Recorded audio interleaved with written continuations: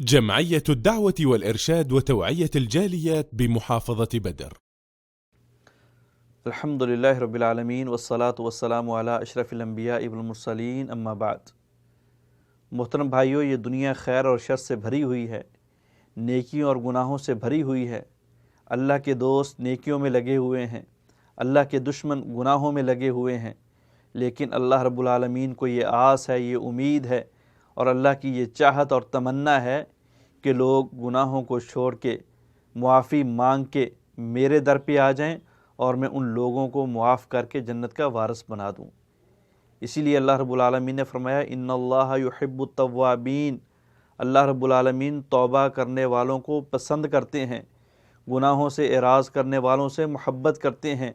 اللہ تعالیٰ ان لوگوں کے انتظار میں ہیں، اور اللہ رب العالمین گناہوں کو معاف کر کے ان سے راضی ہی نہیں ہونے والے، بلکہ اللہ تعالیٰ تو انسان جب توبہ کرتا ہے، استغفار کرتا ہے، اللہ اس کے گناہوں کو نیکیوں میں بھی تبدیل کر دیتے ہیں۔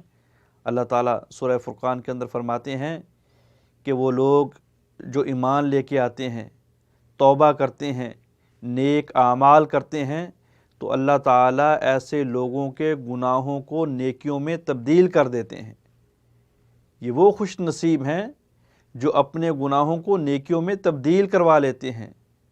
اس آیت کے اندر ایک بہت بڑا حکم ہے ہمارے لیے، ایک بہت بڑی خوشخبری اور اشارہ ہے ہمارے لیے کہ ہم جب بھی اللہ سے اپنے گناہوں کی معافی مانگیں تو اللہ سے اس بات کا ترلا اور منت کریں کہ یا اللہ ہمارے گناہوں کو معاف ہی نہیں کرنا، بلکہ ہمارے گناہوں کو نیکیوں کے اندر تبدیل کر دینا ہے۔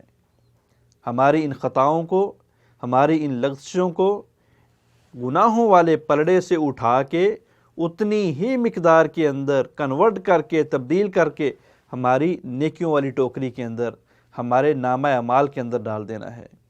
اللہ سے دعا ہے کہ اللہ تعالی ہمیں بھی ایسا خوش نصیب گنہگار بنائے، ہمیں بھی یہ توفیق عطا فرمائے کہ ہم گناہوں کے بعد اللہ کو راضی کر کے اپنے گناہوں کو نیکیوں میں تبدیل کروا سکیں۔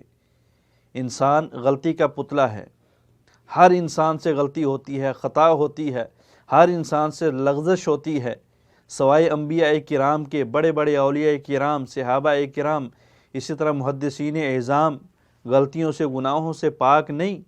لیکن اللہ کے نزدیک، اللہ کے قریب وہ ہیں جو اپنے گناہوں کو بخشوا بھی لیتے ہیں، بلکہ اس سے بھی بڑے خوش نصیب وہ ہیں جو اپنے گناہوں کو نیکیوں میں تبدیل کروا لیتے ہیں۔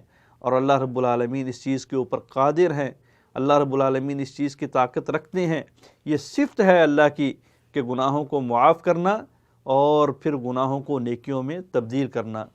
اللہ ہمیں بھی ایسے گنہگاروں میں شمار فرمائے کہ اللہ انسان ہونے کے ناطے جو غلطیاں ہو گئیں، جو کمیاں اور کوتاہیاں ہو گئیں، تو ان کو معاف کر کے ان کو نیکیوں میں تبدیل کر دے۔ السلام علیکم ورحمۃ اللہ وبرکاتہ۔